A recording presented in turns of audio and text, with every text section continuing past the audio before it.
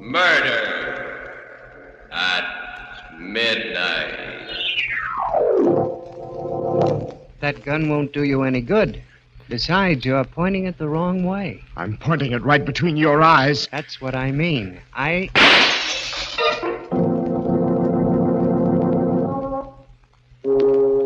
Midnight.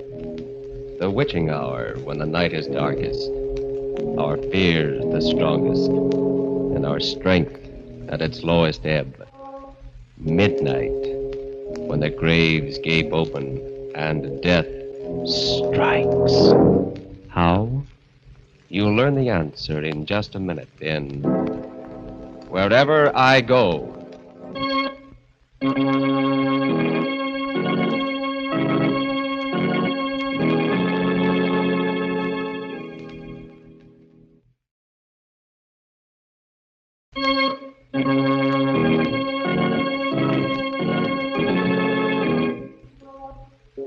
And now, Murder at Midnight. Tales of mystery and terror by masters of the macabre. Our story, A Study in Crime and Retribution, is by William Morwood. Its title, Wherever I Go.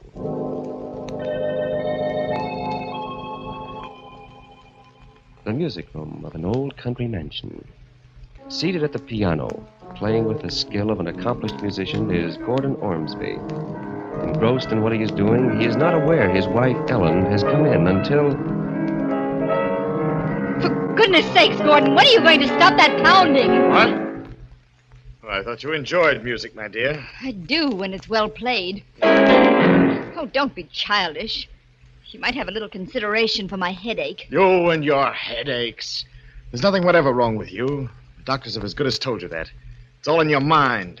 The affectation of a silly rich woman. Lucky for you, I am rich. Or where would you be now? Someplace where I'd amount to something. I had talents when I married you, Ellen. I could have been a great musician or a great painter or writer. You were what you are now, what you always will be. A dilettante, a dabbler. It's your money that ruined me, softened me up, robbed me of my ambition. If you hate my money so much, there's nothing to prevent you walking out on it. I will. Someday. Not if I know you. You'll stick around as long as I have a penny left. Oh, my head. Oh, you poor, poor darling. Oh, I don't expect sympathy from you, but... Oh, when I feel like this, I could kill myself. That would be too much to hope for. Wouldn't it be nice for you, Gordon? Little me out of the way, and all my wicked money to spend exactly as you pleased. But don't worry. I'll live to a ripe old age, just to spite you. I'd never thought of it before. Her dying. Never. But after that, I couldn't get it out of my head. There was so much I could do with her money. I could go abroad, study. But first, I had to get rid of her. It was dangerous even to think about, but I conceived a plan and developed it carefully, slowly, step by step. Ellen, we've got rats in the cellar. I saw signs of them today. How awful. We must do something about it. Ellen, have you done anything about those rats? I ordered some stuff from the drugstore. Well, there's only one thing that's any good, and you'll have to get a prescription for that. Arsenic. Let's eat home on Thursday, Ellen. Oh, but it's a servants' night out, and we always go to a restaurant. I know, but I want to try my hand at cooking up something. Well, it's sure to be poison, but... All right.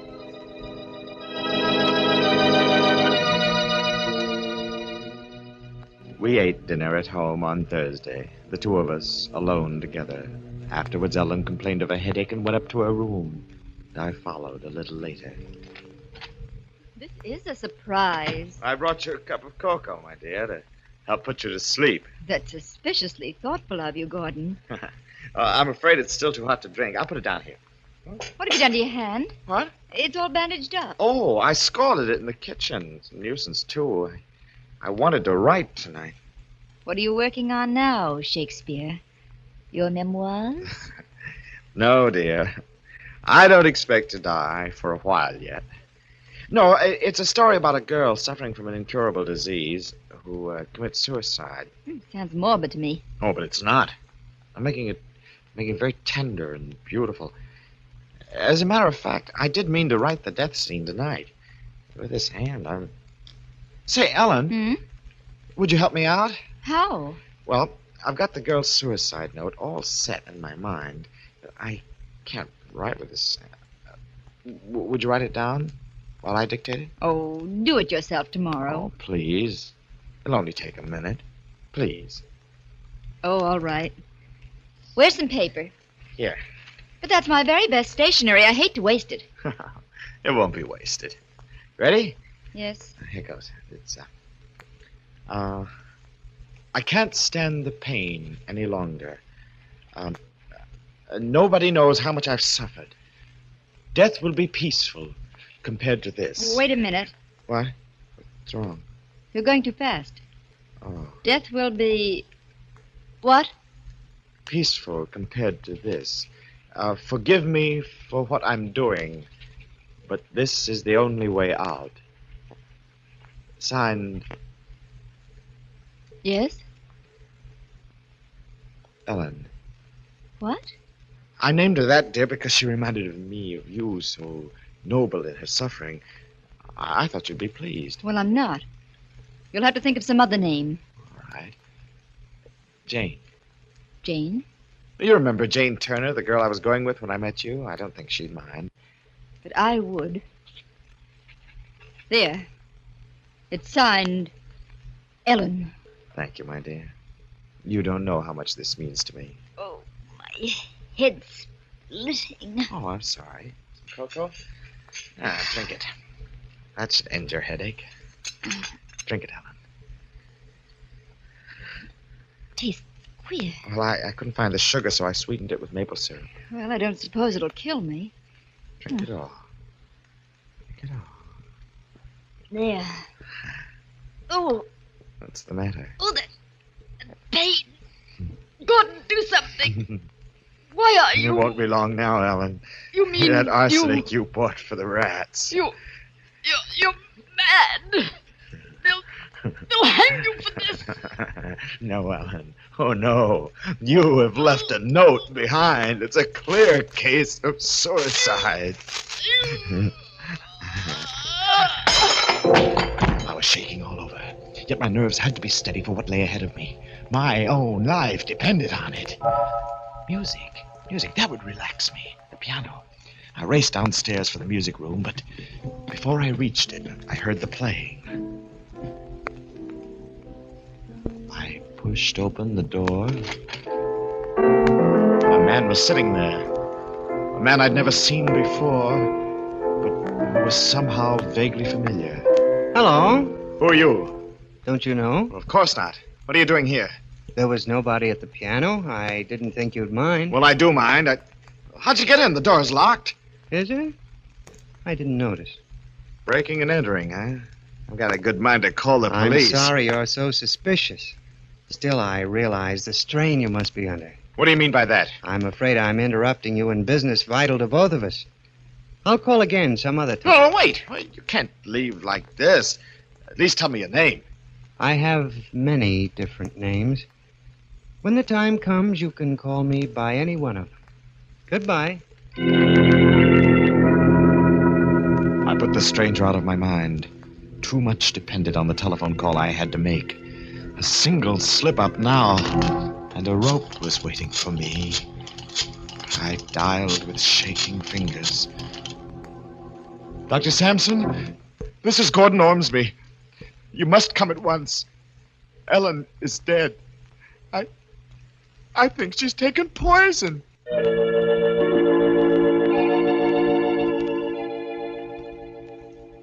It worked out, just as I'd planned, just as I'd hoped it would. The doctor's visit, the police, the inquest, no false moves, no suspicions. I became the sole inheritor of a large estate and a free man. I moved out of the old house and into a hotel suite in town. I don't know when it started to happen, but I first knew that something was wrong when my fingers would no longer obey me at the piano. Nothing would come. Or rather, nothing but discords. I decided that my nerves were overstrained, that I needed a rest. I figured a trip somewhere would do me good. I went to the telephone to order my car brought around first thing in the morning, but before I picked up the receiver... Yes? I'm going with you, Gordon. Who is this? Your friend. I'll see you first thing in the morning. But...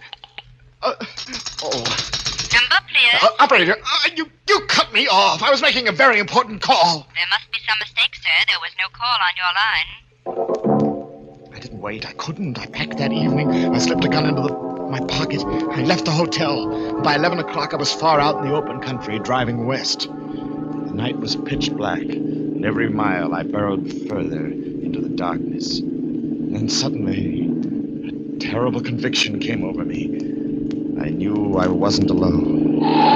I'm coming up front now, Gordon. You! I said I was coming with you. When did you get in this car? I've been here right along. You drive well, Gordon. A cool head and a steady hand. But then you had to have them, didn't you? What does that mean? I was just thinking out loud. The money's nice, but music means a lot too, doesn't it? A pity that went sour on you. Look, I don't know who you are or what you're talking about. And yet you proved a point to Ellen. You proved that you were an artist in a way, even though she couldn't live to appreciate it. Her death was your masterpiece. The sweat stood out on my forehead. My mouth was dry. I didn't want it this way. One murder was enough to haunt me. But he left me with no alternative. He knew too much. Somewhere along that road, when the night was darkest, I knew I had to kill the stranger. Yes. The mysterious stranger seems to know a great deal. Is it possible he knows even more than Gordon suspects about his plan for murder at midnight?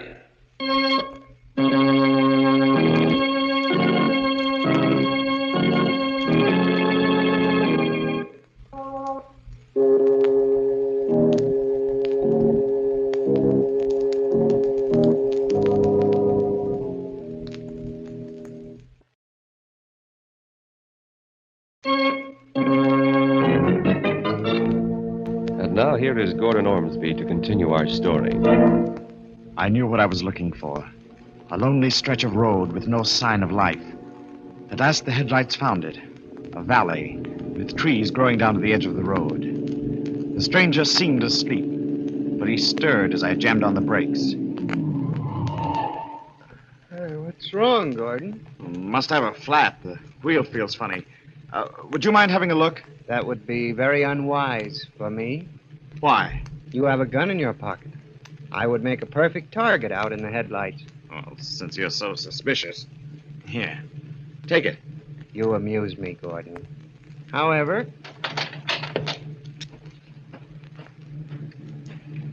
How do they look? all right on this side. I'm sure it's one of the front tires. I'll see the other side.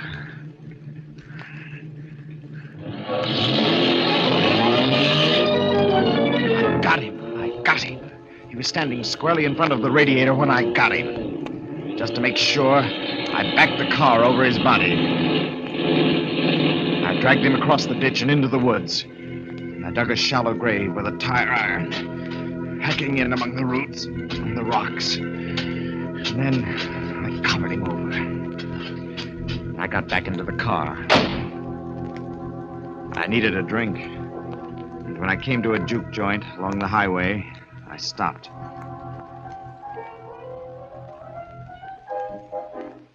All right. What's yours, mister? Scotch, straight. You been driving hard, mister? Why? You look all in. Give me another shot. No, wait.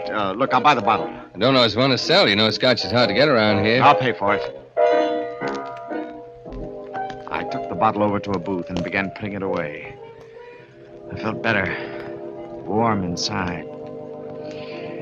It was going to be all right after all. The stranger was dead, and they'd never find his body. I was in the clear with nothing to worry about. Help a poor blind man! Help a blind man! There was something about that blind man's stick that got on my nerves. He came up to my table. Help the old blind man, please. Get away from here. Please, sir, if you'd be so kind. Will you get away? Yes, sir. I'm sorry. I don't want any favors from anyone. I said beat it. Hey!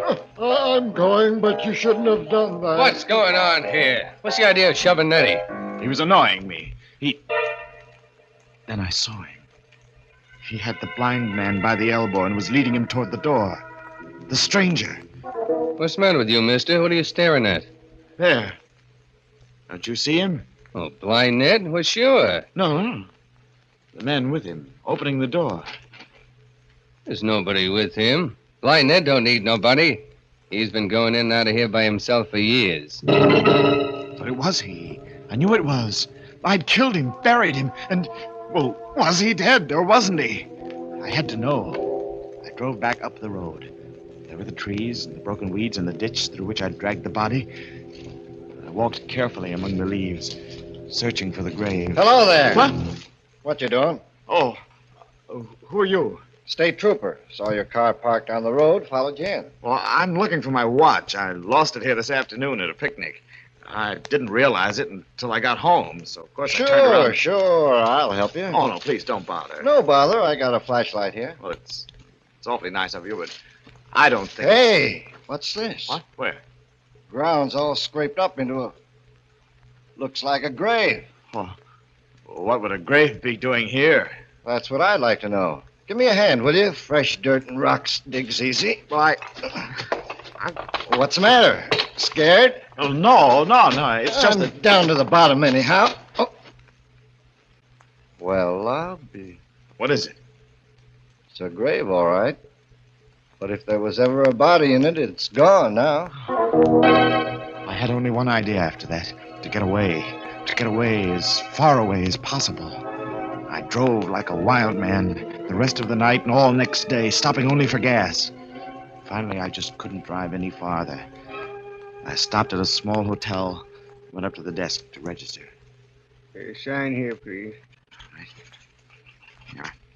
I'm driving across country, and I've got to start first thing in the morning. Certainly, Mr. Ormsby. Ormsby. What time would you like to be called? At daylight. And another thing, I don't want to be disturbed under any circumstances. Yes, sir. That's important. No matter who wants to see me, on what excuse, I don't want to be I disturbed. understand, Mr. Ormsby. Now, if you follow the porter. The elevator doors were just closing when I saw him. He'd come in from the street and was walking across the lobby to the desk. I reached my room, dismissed the bellhop, and locked the door. With a shaking hand, I picked up the telephone. Yes, clerk? This is Mr. Ormsby. I thought I recognized a friend of mine in the lobby. A man about the same height and build as myself, dressed in a gray suit. I am afraid... Well, he came in right after me. I haven't seen him in some time, and well, I've forgotten his name. Would you mind looking in the register and telling me what it is? Just a minute now, look. Here we are. Your signature, Mr. Ormsby, and then... Yes? I'm sorry, sir. There is something, but the name's blotted. I can't make it out. I knew now there was no escape. I took the money from my billfold and piled it on the table. I examined my revolver to make sure it was loaded. And then I sat and waited. A few minutes before midnight, the knock came.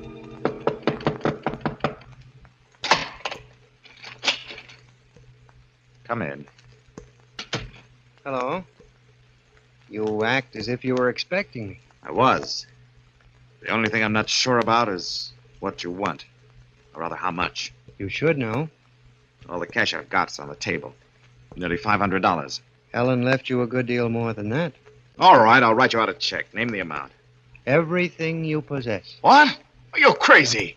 Do you honestly think, after the risks I took, the risks I'm still taking, I'd give everything away to a cheap blackmailer? Murder is an expensive hobby, Gordon. Well, not that expensive. If you want to be reasonable, say I'm $50,000. afraid there's no compromise. And I'm not just talking about money. Listen, this is your last chance. 50,000 or Or what, Gordon? you don't leave this room alive. You tried to kill me once before. Remember? I lost my head. The car only stunned you, and I didn't make sure that you were dead. It'll be different this time. It's always going to be different, isn't it, Gordon? When you disposed of Ellen, you were going to lead such a rich, beautiful life. But what happened to it? Your music went. You couldn't play. Shut up. And then your heart went. You struck out at an old blind man. Listen, you. There isn't very much left now, except your mind. And that's starting to go, too. Sometimes you see me, sometimes you don't. I see you now, large as life. But do you see this? That gun won't do you any good. Besides, you're pointing it the wrong way. I'm pointing it right between your eyes. That's what I mean. Well, you...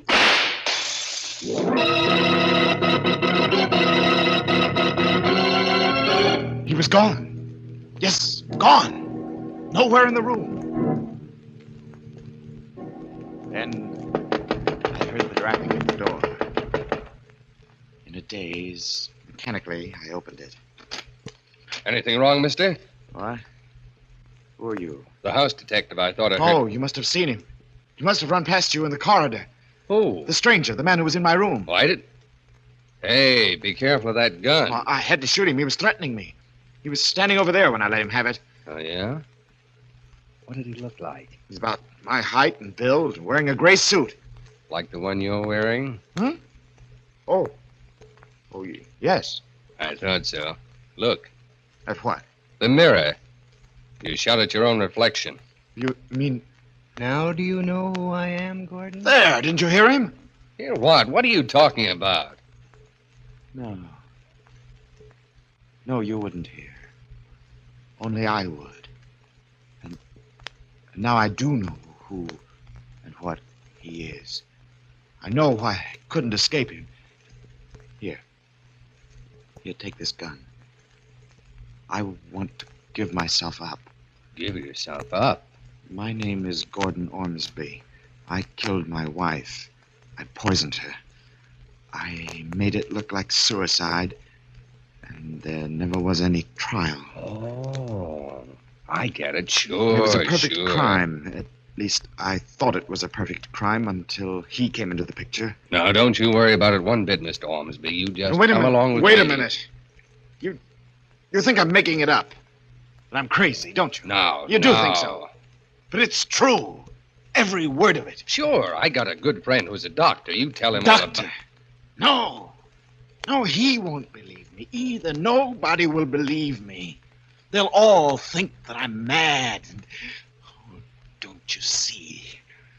That's why I have to give myself up. Because that's the only way I can get away from him. If you hang me.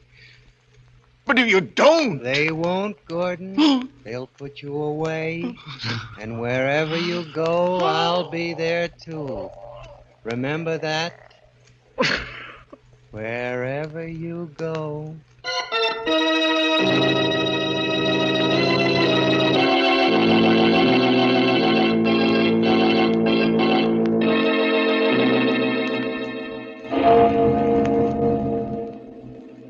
Taking him firmly by the arm, the detective leads the struggling Gordon out into the corridor. A corridor that grows darker and darker until it is completely black. Somewhere in that blackness, a voice is whispering, and it continues to whisper until it is drowned by a clock striking 12 for murder at midnight.